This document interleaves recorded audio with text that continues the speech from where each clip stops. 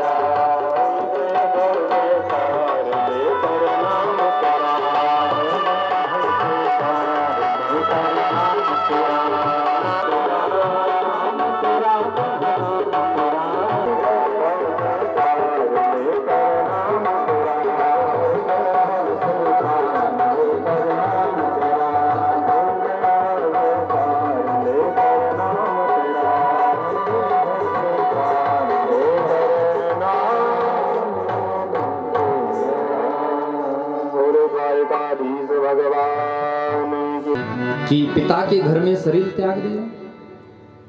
तो सुखदेव जी कहते हैं, सुनो परीक्षित ध्यान पूर्वक,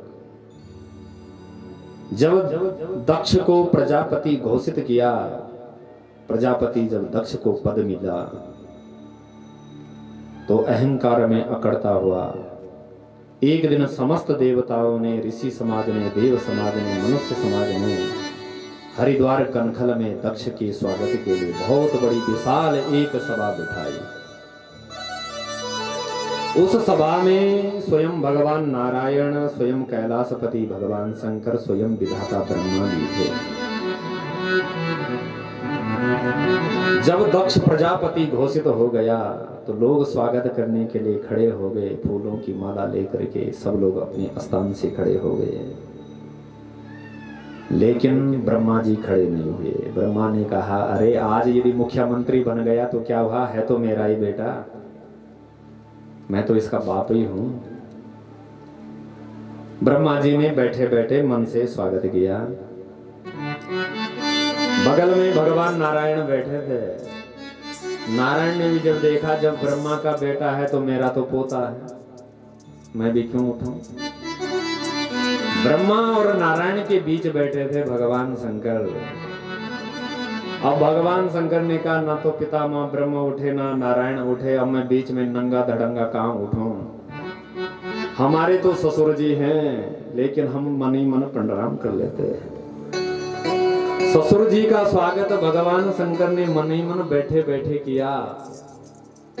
अब जो अभिमानी व्यक्ति होता है, जो शरीर को ही महत्व देता है, उसकी दृष्टि उन लोगों पे नहीं पड़ती है कि कितने लोग खड़े हो रखे। जो खड़ा नहीं हुआ उस पे उसकी दृष्टि जाती है, अच्छा अच्छा ये खड़ा नहीं हुआ मेरे स्वागत के लिए। जैसे ही दक्ष अपनी गद्दी पे गया तो भाषणबाजी चालू। क्यों भाई? अरे जो मुख्य सभा अध्यक्ष होता है उसके भाषण अंतिम में होने चाहिए कि नहीं? और भगवान शंकर ने मन ही मन बैठे बैठे किया। अब जो अभिमानी व्यक्ति होता है, जो शरीर को ही महत्व देता है, उसकी दृष्टि उन लोगों पे नहीं पड़ती है कि कितने लोग खड़े हो रखे। जो खड़ा नहीं हुआ उस पे उसकी दृष्टि जाती है, अच्छा अच्छा ये खड़ा नहीं हुआ मेरे स्वागत के लिए। जैसे ही दक्ष अपनी गद्दी पे गया तो भाषणबाजी चालू। क्यों भाई? अरे जो मुख्य सभा अध्यक्ष होता है उसके भाषण अंतिम में होने चाहिए कि नहीं? और सभा अध्यक्ष ही आते ही भाषण चालू। दक्ष कहता है, सूर्यतां ब्रह्म ऋषयो सहदेवा सहग्नया साधुतां ब्रवतो वृतं नानाय मत्सरा। ए सभासदों सुन लो, मैं जो आज भी बात कहने जा रहा हूं प्रामाणिक बात कह रहा हूं। लोगों ने कहा कोई बढ़िया नीति होगी, तो सब लोग अपने कान खोल के सुनने लगे। क्या बात हो गई भाई? बोले सभा में ऐसे लोगों को क्यों बुलाते हैं जिनको सभा में बैठने का भी तमीज नहीं? ऐसे लोगों को क्यों बुलाते हैं? सबने इधर झांका उधर झांका। भैया इस सभा में तो एक से एक विभूति आए हैं, भृगु वशिष्ठ च्यवन अंगिरा जैसे ऋषि आए हैं, भगवान नारायण आए हैं, कैलाशपति भगवान शंकर आए हैं, पितामह ब्रह्म आए हैं, एक से एक महान विभूति आए हैं। तो ऐसा असभ्य व्यक्ति कौन है इस सभा में? दक्ष कह रहा है इधर उधर क्या झांक रहे हो, देखते नहीं ये शंकर, ये मेरा दामाद है और मैं इसका ससुर हूं। ससुर की सेवा कैसी की जाती है, ससुर का सत्कार कैसे किया जाता है, इसको नहीं आता। एक चेले ने कहा महाराज किसको बोल रहे हैं? तो बेटी भी तो तुमने तो दी। बोले अरे मैं कहां अपनी सती बेटी मृगलोचनी को देता, इस बंदर जैसी आंख वाले के लिए, वो तो पितामह ब्रह्म के कहने पे दे दिया मैंने। भगवान शंकर के गण खड़े हो गए। ए दक्ष, तू प्रजापति क्या बन गया, तुझे इतना अहंकार? भगवान शंकर ने नंदीश्वर को कहा नंदीश्वर शांत हो जाओ। अरे हैं हमारे ससुर, जब बेटी दी तब तो हमने हाथ पसारा, आज गाली दे रहे हैं तो इसको भी ले लेते हैं। दक्ष कह रहा अयम तो लोकपालानाम यशग्नो, हम जैसे बड़े बड़े राजाओं लोकपालों की सभा में ऐसे निर्लज लोग नहीं बुलाने चाहिए। एक संत ने कहा नहीं नहीं दक्ष ऐसा नहीं कह रहा है। तो बोले दक्ष कह रहा है कि अयम तो लोकपालानाम यशग्नो, अरे जिस सभा में हम बड़े बड़े ऐसे प्रतापी राजा जाते हैं, लेकिन उस सभा में भगवान शंकर जब पहुंच जाते हैं तो बड़े बड़े राजाओं का यश धूमिल पड़ जाता है। ये कह रहे हैं यशग्नो। नंदीश्वर ने कहा हे दत्त, तू जब से आया है तब से बगबग लगा है, तू नहीं जानता हमारे स्वामी कौन है? कालम महाकालम, कालों के भी काल भूतनाथ भगवान शंकर है।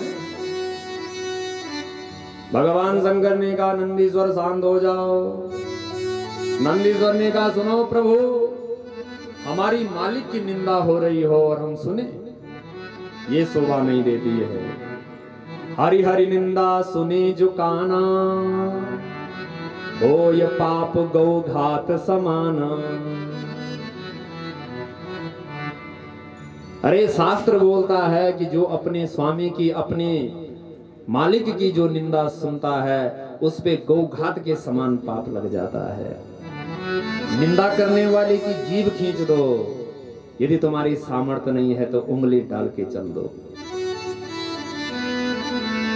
भगवान शंकर ने कहा नंदीश्वर शांत हो जाओ।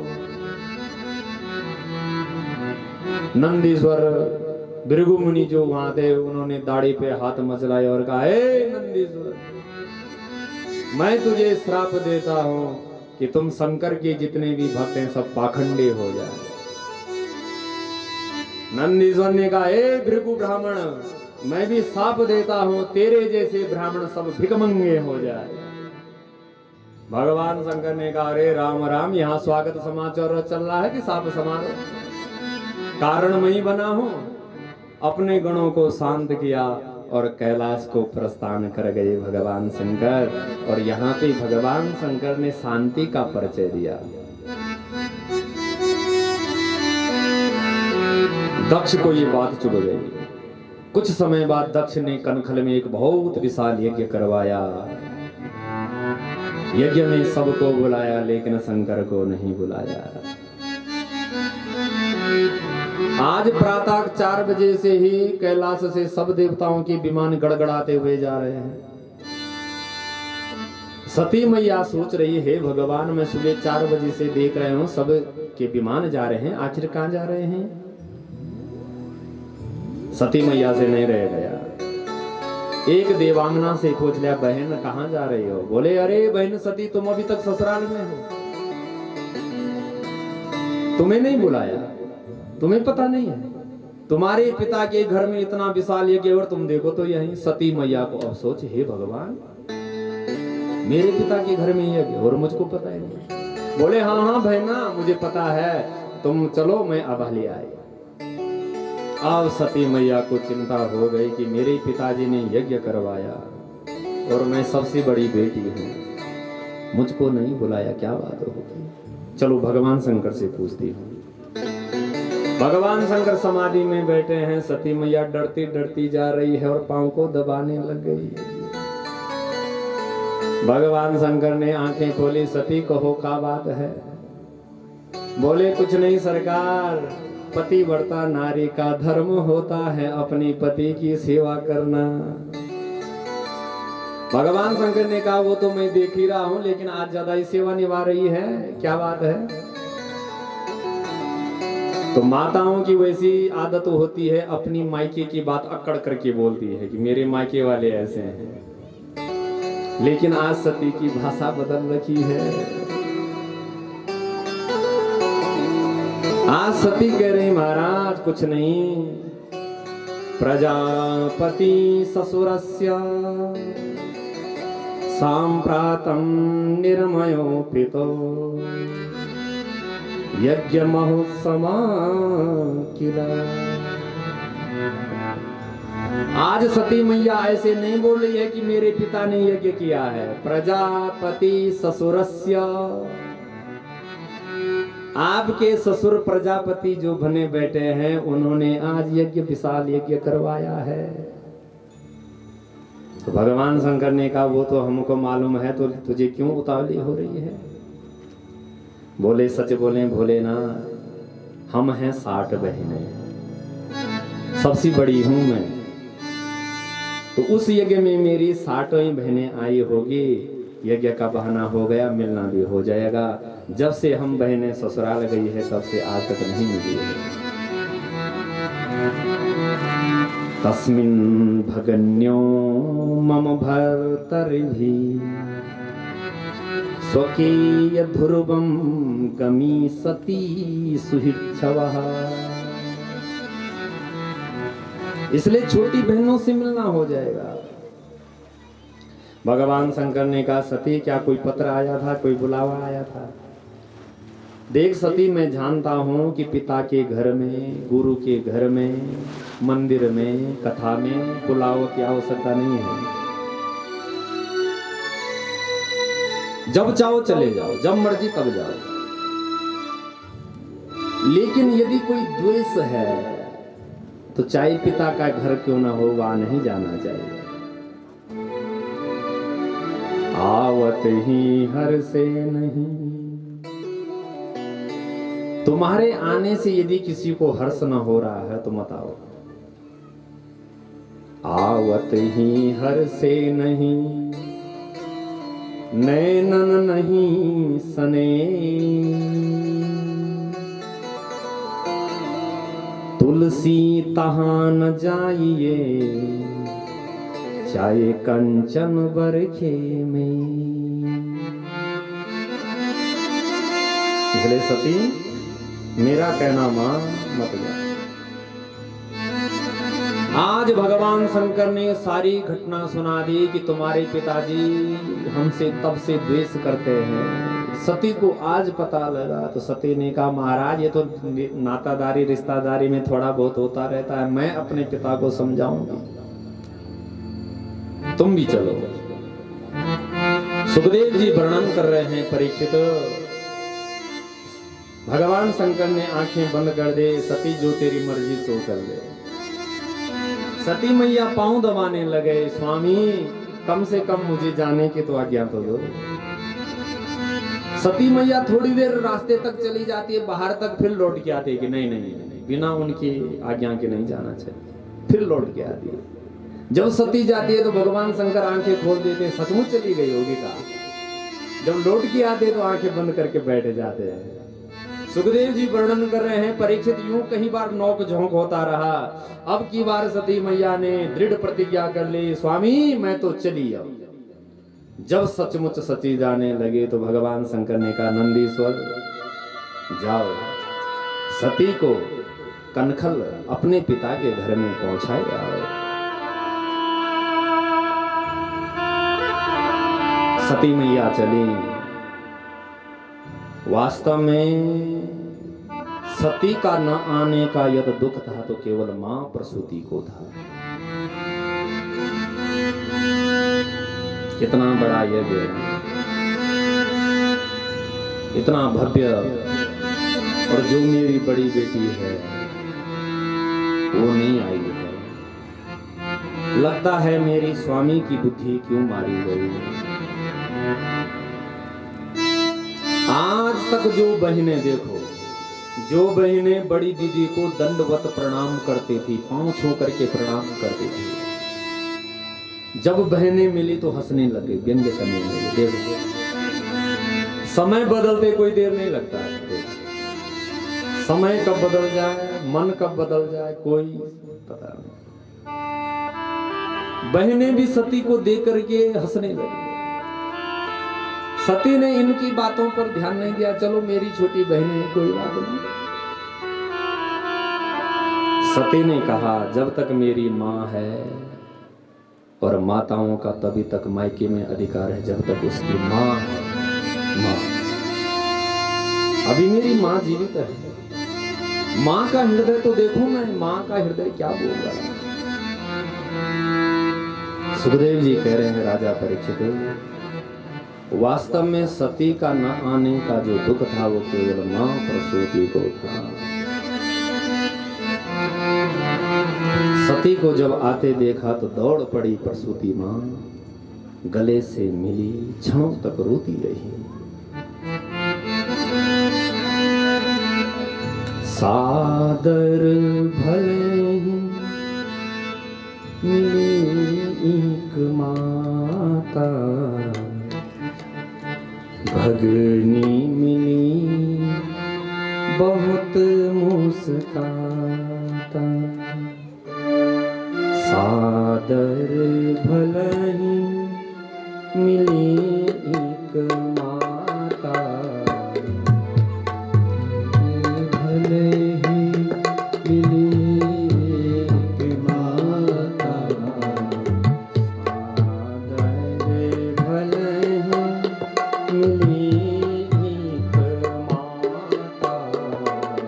सादर भलही मिली एक माता, सादर भलही मिली एक माता, भगनी मिली बहुत मुस्काता।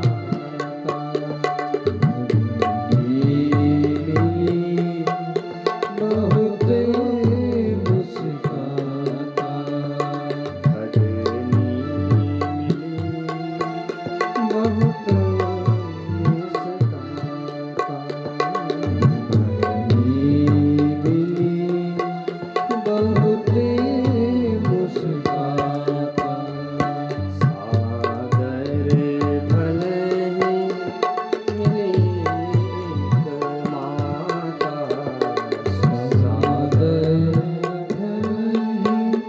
मिली एक माता, भगनी मिली बहुत मुस्काता, भगनी मिली बहुत मुस्काता। मां के हृदय में पीड़ा हुई। बोले, बेटी, तेरे पिता की मति न जाने क्यों मारी गई।